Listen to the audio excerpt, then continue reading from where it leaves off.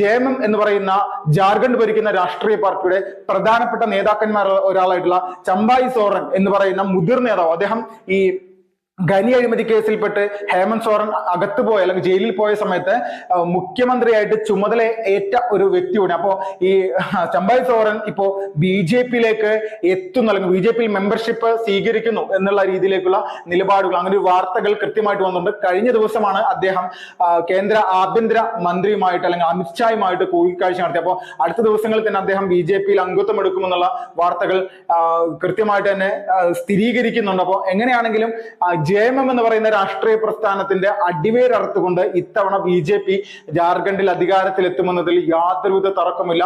India സഖ്യത്തിലെ പ്രമുഖനായിട്ടുള്ള തലമൂത്ത നേതാക്കന്മാരിൽ ഒരാളെ തന്നെ BJP ഇപ്പോൾ അതിൽ നിന്ന് പിഴുതുമാറ്റി തങ്ങളുടെ പക്ഷത്തേക്ക് കൊണ്ടുവന്നിരിക്കുകയാണ്. രാജ്യത്തുടനീളം ഇന്ത്യ സഖ്യത്തിലെ പ്രതിരോധിക്കാൻ വേണ്ടിയിട്ട് വലിയ തരത്തിലുള്ള